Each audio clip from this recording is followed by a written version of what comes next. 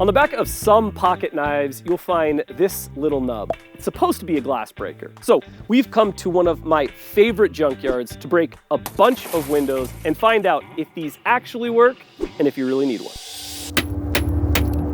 You got all the hits, right? That's hilarious. So that's what a cheap glass breaker gets you. Oh my gosh.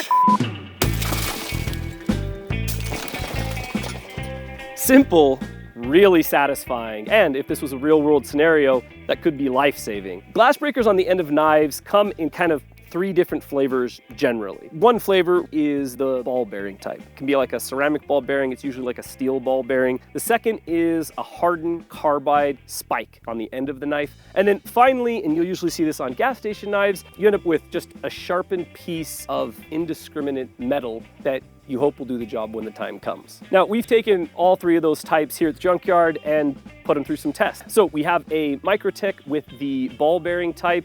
It performed flawlessly just as we anticipated. We've got a Benchmade bailout with the hardened carbide type. No problem at all. And then we had kind of the, mystery metal gas station type, which just didn't do the job, which was actually really interesting. We didn't know that that was going to happen, but the metal was so soft on it. The first strike on the glass just flattened the sharp tip of the spike out. No good, no bueno. And this is why it's important not only to know how to get the right gear and what the right gear is, but also to know the right technique. And luckily, we've got somebody who actually went to school and learned all the proper stuff. All right, guys, my name's Jamie. I'm the one who's usually behind the camera. And back in firefighting school, one of the things that they taught us was how to correctly break a car window. And one of the best ways to do that is with a spring-loaded center punch. This is kind of the gold standard, and it comes in a couple different varieties. This is the automatic variety. You can get the external coil spring variety. The main concept of how to break a car window boils down to something hard and sharp going really fast. And that is exactly what a spring-loaded center punch does. So now that we know the concept of how breaking tempered glass works, let me give you some best practices in an emergency situation. First one, you want to make sure you pick one of the bottom corners of the window. And the reason you do this is because it's the most braced portion of the window. It's got less flex, and it also protects your hand from going through the window. Okay, so now that we have our window broken, you'll notice it's still intact, but it's extremely weak now. I could literally just push this window in if I wanted to. And that's one thing to consider in an emergency situation. If there's somebody right here, you don't necessarily want to push all of this glass in on somebody. So depending on your comfort level and your protection level, you want to try and pull this glass out to prevent it from falling on whoever's inside here. And I'm gonna take that whole window and pull it straight out on the ground. Well, that actually has tint on it, but depending on the window, you'll kind of pull it out in chunks. Now, one final note about tempered glass is that it tends to break in small little pieces. So if you don't have the level of protection that I do, you can still get in and help somebody. You don't have to worry too much about getting large cuts. And that also brings me to another interesting point. The side windows and the back window are all made out of tempered glass. The windshield is actually made out of laminated safety glass. So these techniques that we're showing you today are not going to work on a windshield. So hopefully these tips will help you in an emergency situation. With the center punch being the gold standard of window breaking, and this is something that you want to be able to do to help people in an emergency situation, best practice here is probably just to get yourself a good center punch, put it in the glove box of your car, and be prepared to help other people. And being prepared is not just following those awesome tips that Jamie had, but also knowing how to actually help people, which does require some training. In your emergency situation, you're not going to rise to the level of your expectation, you're going to fall to the level of your training. That being said, the glass breakers on pocket knives are not created equally, as we have seen already up to this point. And I will say that if I had to choose a glass breaker on a pocket knife, which I'm not a fan of glass breaker on pocket knives at all, and you're gonna see a little bit more on that on why, I would definitely go with the ball bearing style like on the Microtech and not the carbide style like on the bailout. While both performed exactly how you'd want them to perform, the spiky end on the bailout makes it so that I just don't ever carry this knife. I absolutely love the bailout, and I did try to carry it for a year. I kept trying to put it in my pocket, but every time I put my hand in my pocket,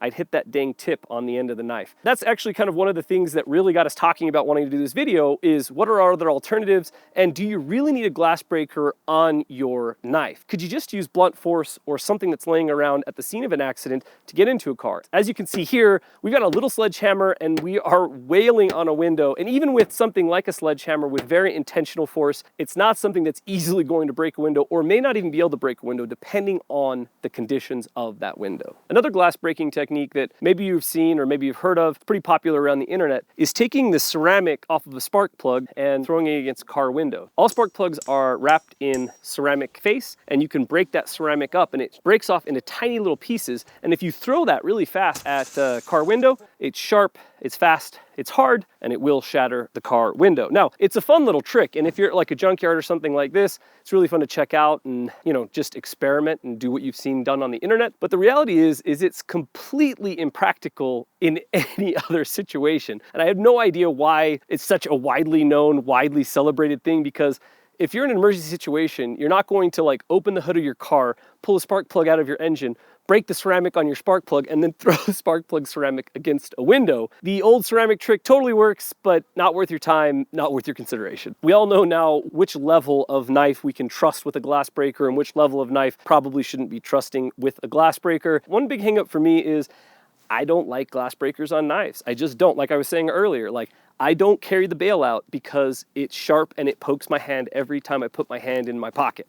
And in the case that I might come across an emergency situation that I can help out, I've got stuff in my car that can break windows and that I can help people. I've got a med kit. I've got all that stuff ready in my vehicle. So I'm prepared on that front. Now, if I'm just out and about, if I'm on my motorcycle, if I'm out for a run, if I'm out hiking, whatever it is, and I come across an emergency situation, me and Jamie were talking, we're like, could you just use your knife? Like, is it possible that you could just use your knife? Like, all the principles are there.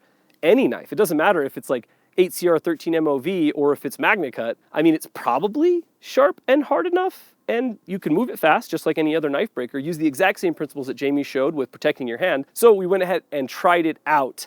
And good news is you can use your knife. Bad news is your knife's gonna be different afterwards. As you can see, this is an M4 Benchmade full immunity. Totally broke the window, but it also totally broke the tip. Now, there is a possibility that there was user error in the tip breaking because I was definitely trying to punch through instead of flicking the glass. I was trying to punch through the glass. So maybe I could have saved the tip, maybe I couldn't have, but here's the thing. Emergency situation, and you're trying to help somebody or you're trying to save somebody, the cost of this knife means nothing in comparison to the flourishing and survival of another human being. So in my opinion, if you've got a pocket knife on you and you follow some of the guidelines that we've shown you in this video, you're probably set up in a really good position to be able to help people in an emergency, be able to break that window, get in and do what you need to do. So anyways, this has been a really fun day for us at the junkyard. We hope that you guys have dug it. We hope you guys have learned something. We'll catch you on the next one.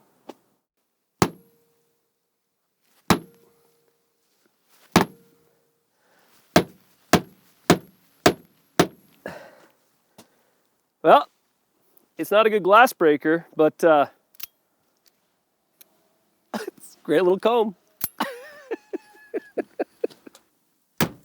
Oop, there goes the tip. I mean, let's show it, dude. Let's talk about it. Let's show it.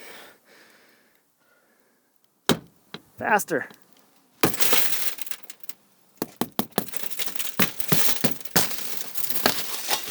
Yeah, you can totally do it. You just take some damage. Even with a broken tip, you can do it. Yeah.